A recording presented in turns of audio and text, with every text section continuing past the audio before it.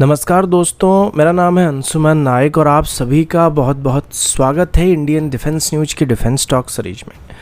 जहां पर हम रोज़ नए नए डिफेंस अपडेट्स के बारे में बात करते हैं। तो चलिए देर ना करते हुए आज की वीडियो शुरू करते हैं।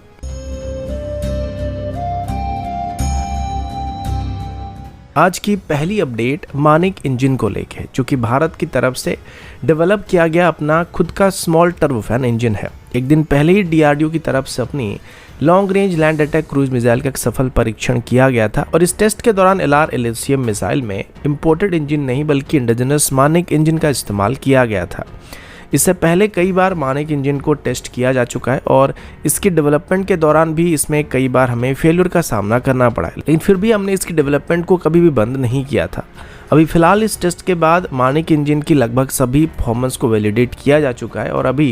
ये पूरी तरीके से मिसाइल में इंटीग्रेट होने के लिए तैयार हो चुका है या इसको रेडी माना जा रहा है। अभी ब्रह्मोस एरोस्पेस को इसे मैन्युफैक्चर करने का कॉन्ट्रैक्ट दिया गया और अभी साल भर में ब्रह्मोस एरोस्पेस की तरफ से इसे 12 मानिक इंजन को मैन्युफैक्चर किया जा रहा है। ये जो मानिक इंजन है इसका विकास GTRE की तरफ से किया गया था और जो DRDO के अंडर आता है और ये एक कॉम्पैक्ट और हाई परफॉर्मेंस टर्बोफैन इंजन है जो कि खास तौर पर क्रूज मिसाइल के लिए डिज़ाइन किया गया था। इससे पहले हम हमारे क्रूज मिसाइल में Russian origin Saturn 36 MT engine का इस्तेमाल करते थे, लेकिन अभी इसे पूरी तरीके से मानिक इंजन से रिप्लेस किया जाने वाला है।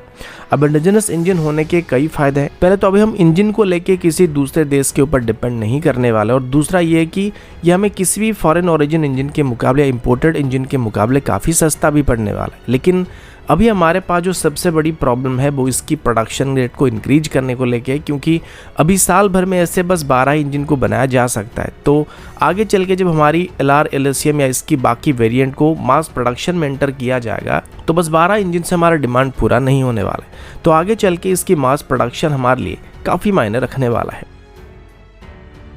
अगला अपडेट एमका की तरफ से और अभी हम एमका को लेके 2 मेजर अपडेट के बारे में बात करने वाले हैं। पहला अपडेट इसकी डेवलपमेंट के साथ जुड़ा हुआ है तो दूसरा अपडेट इसकी प्रोडक्शन के साथ जुड़ा हुआ है। अब डेवलपमेंट की बात करें तो एमका की डेवलपमेंट में नेशनल एरोस्पेस लेबोरेटरी की तरफ से अभी एक बहुत ही बड़ी अचीवमेंट को हासिल कर लिया गया। नेशनल एरोस्पेस लेबोरेटरी की तरफ से बताया गया कि अभी एमका की डेवलपमेंट में स्टेल्थ और परफॉर्मेंस गोल को अचीव करने के लिए 2 मेजर एरिया में काफ़ी हद तक प्रोग्रेस किया जा चुका है। पहला टेस्ट बॉक्स और air intake duct assembly line है जो को-क्योर्ड हाइब्रिड कंपोजिट का इस्तेमाल करके बनाया जा रहा है और दूसरा इसकी फ्रिक्वेंसी सिलेक्टिव सरफेस यानी कि FSS रैडोम सिस्टम है। ये दोनों ही सिस्टम या दोनों ही कंपोनेंट एमका की स्टेल्थ और हाई परफॉर्मेंस कैपेबिलिटीज के लिए काफ़ी ज़रूरी होते हैं। तो सबसे पहले बात करते हैं टेस्ट बॉक्स और एयर इंटेक डक्ट की, जो हाइब्रिड कंपोजिट मेटल का इस्तेमाल करके बनाया जा रहा है। ये कंपोजिट मेटल्स का कॉम्बिनेशन है जो लाइट वेट होने के साथ साथ हाई स्ट्रेंथ और फ्लेक्सिबिलिटी को प्रोवाइड करने वाले हैं। इसमें जो हाइब्रिड कंपोजिट मेटल का इस्तेमाल किया जा रहा है ये मेटल्स एमका के स्ट्रक्चर को मजबूती देने के साथ साथ फ्लेक्सिबिलिटी प्रोवाइड करने वाले और साथ ही इसका वजन भी काफ़ी कम रहने वाला है, जिससे एमका की स्टेल्थीनेस और फ्यूल एफिशिएंसी दोनों बेहतर होने वाले हैं। इसके अलावा मैंने एक और टर्म को यहाँ पे इस्तेमाल किया था जिसका नाम को-क्योरिंग प्रोसेस था। को-क्योरिंग प्रोसेस में मल्टीपल टाइप की कंपोजिट लेयर को एक ही साथ क्योर किया जाता है। इसमें मैन्युफैक्चरिंग प्रोसेस सिंप्लीफाई होने के साथ साथ कंपोनेंट्स के बीच बॉन्डिंग भी काफ़ी इंप्रूव होता है, जो उन्हें ड्यूरेबल बनाने के साथ साथ रिलायबल बनाते हैं। और इस प्रोसेस का डायरेक्ट असर एमका की RCS के ऊपर भी पड़ने वाली, जो कि इसकी RCS को काफ़ी हद तक रिड्यूस करने वाले हैं। इस टेक्निक का यूज करके एमका अपनी स्टेल्थीनेस या स्टेल्थ प्रोफाइल को मेंटेन करते हुए हाई स्पीड पर भी बहुत ही आसानी से ऑपरेट कर सकता है। लाइटवेट होने के कारण इसका फ्यूल एफिशिएंसी भी काफ़ी हद तक इंक्रीज होने वाली, जो एयर कॉम्बैट सिचुएशन में काफ़ी ज़रूरी होते हैं। दूसरा बड़ा माइलस्टोन FSS रैडोम का डेवलपमेंट है। रैडोम का मेन काम जो होता है वो एयरक्राफ्ट की नोज सेक्शन में लगाए गए रडार को एनवायरमेंटल और ऑपरेशनल स्ट्रेस से प्रोटेक्ट करना होता है, लेकिन एक्सटेल्थ एयरक्राफ्ट के लिए रैडोम का रोल और भी ज़्यादा कॉम्प्लेक्स बन जाता है, क्योंकि इसे रडार को प्रोटेक्ट करने के साथ साथ स्टेल्थी प्रोफाइल को भी मेंटेन करना होता है। और जो नॉर्मल रैडोम सेक्शन होते हैं या तेजस के लिए, सुखोई के लिए, रफाल में जिस तरीके की रैडोम सेक्शन का इस्तेमाल किया जाता है उसे हम एमका जैसे 5th जनरेशन फाइटर में इस्तेमाल नहीं कर सकते। इसी वजह से अभी एमका के लिए एक स्पेशल रैडोम सेक्शन को डेवलप किया जा रहा था जिसे FSS यानी कि फ्रिक्वेंसी सिलेक्टिव रैडोम कहा जा रहा है। और स्पेशल रैडोम सेक्शन की वजह से एमका का रडार अपनी स्टेल्थ कैपेबिलिटीज को बिना कॉम्प्रोमाइज किए आसानी से ऑपरेट कर सकता है। इसके अलावा एमका को लेकर दूसरी बड़ी अपडेट सामने आई थी, वो ये कि अभी इंडियन एयरफोर्स की तरफ से एमका की ऑर्डर को इंक्रीज करने का फैसला किया गया। पहले जब 40 मार्क 1 और 120 के आसपास मार्क 2 एमका को अपनी सर्विस में शामिल करने का प्लान किया गया था, इसे अभी 200 से ज़्यादा तक इंक्रीज करने का फैसला इंडियन एयरफोर्स की तरफ से किया जा रहा है, जो मेनली Su-30 एमके एयरक्राफ्ट को आगे चल के रिप्लेस करने वाले हैं। अगला अपडेट FRCB प्रोजेक्ट को लेके, जिसको जल्दी फाइनल करने की कोशिश किया जा रहा है। अभी तक इस टेंडर में खरीदे जाने वाले टैंक्स को कोई भी फॉर्मल नाम नहीं दिया गया था और अभी तक हम इसे बस FRCB के नाम से जान रहे थे,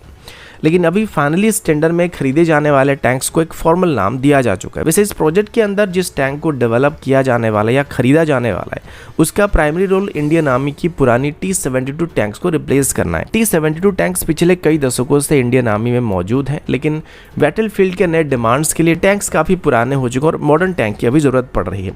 आज के कॉम्बैट एनवायरनमेंट में रैपिड रिस्पॉन्स, वर्सेटिलिटी और एडवांस टेक्नोलॉजी से इक्विप्ड आर्मर्ड प्लेटफॉर्म चाहिए, जो कि मॉडर्न थ्रेट का सामना आसानी से कर पाएंगे। इसी ज़रूरतों को एड्रेस करते हुए FRCB प्रोजेक्ट के अंदर एक फ्यूचरिस्टिक मेन बैटल टैंक को डेवलप करने का फैसला किया गया था और अभी इस टैंक को फॉर्मली रणजीत का नाम दिया गया है और ये नाम महाराजा रणजीत सिंह के नाम से डिराइव किया गया, जो सिख एम्पायर के पहले राजा थे और उन्हें अपनी वीरता और शौर्य के लिए जाना जाता है और उनके समय में उनकी आर्मी को भी भारत की सबसे ताकतवर आर्मी में गिना जाता था।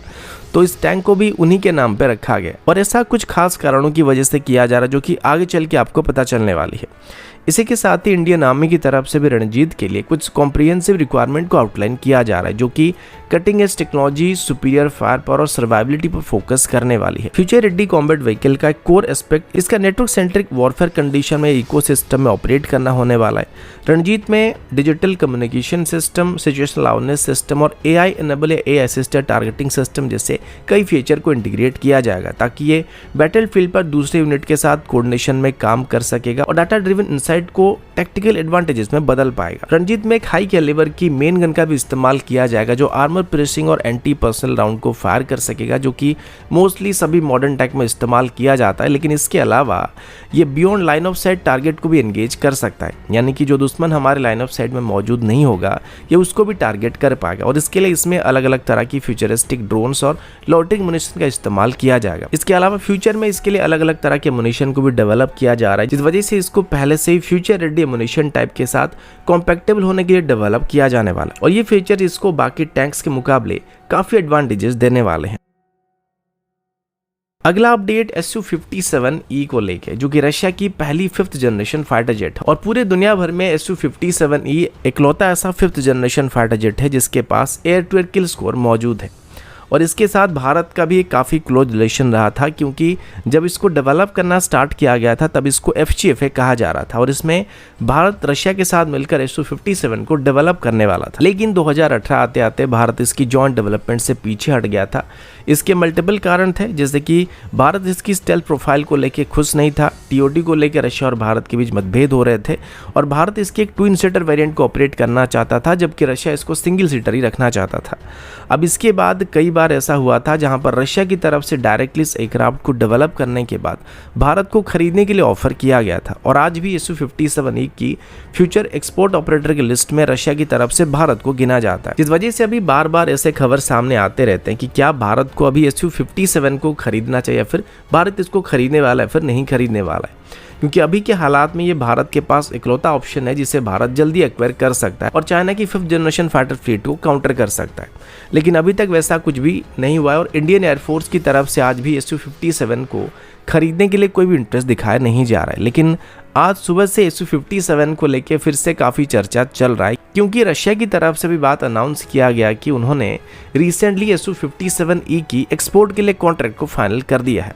अब इसमें रशिया की तरफ से किसी भी पर्टिकुलर देश का नाम नहीं लिया गया कि वो किसके साथ कॉन्ट्रैक्ट को साइन किए हैं और अभी तक रशिया की तरफ से ऑफिशियली Su-57 के एक्सपोर्ट कस्टमर के नाम को डिस्क्लोज नहीं किया गया। लेकिन जैसे कि कुछ दिन पहले इस एयरक्राफ्ट को भारत को ऑफर किया गया था और मल्टी रोल कॉम्बैट एयरक्राफ्ट की टेंडर के बदले इसको directly government to government deal के तौर पर एक्वायर करने के लिए कुछ डिफेंस एक्सपर्ट की तरफ से भी ओपिनियन दिए जा रहे थे, तो ये संदेह किया जा रहा है कि शायद अभी भारत और रशिया के बीच इस डील को साइन किया गया होगा। लेकिन अगर आप ऐसा सोच रहे होंगे तो इसके चांसेस काफ़ी कम रहने वाले, क्योंकि ये जो कॉन्ट्रैक्ट अभी रशिया को मिला था ये चाइना में चल रही जुहाई एयर शो के दौरान साइन किया गया था। तो जाहिर सी बात है कि इसमें भारत की तरफ से कोई इन्वॉल्वमेंट नहीं हुआ होगा। वैसे आगे चल के एरो इंडिया शो आने वाला है और तब भी रशिया की तरफ से अपनी Su-57E को इस बार भारत में डिस्प्ले करने की उम्मीद किया जा रहा है। और इस बार भारत में रशिया Su-57 को कुछ ज़्यादा ही प्रमोट करने की उम्मीद भी किया जा रहा है, क्योंकि पिछली बार एरो इंडिया शो के दौरान लगभग सभी लाइमलाइट को F-35 ने छीन लिया था, क्योंकि उसके साथ कंपीट करने के लिए कोई भी दूसरा 5th जनरेशन फाइटर जेट वहां पे मौजूद नहीं था। तो इस बार इसमें Su-57 की एंट्री होने की उम्मीद किया जा रहा है। और अगर भारत और रशिया के बीच Su-57 को लेकर कोई भी डील होता है तो ये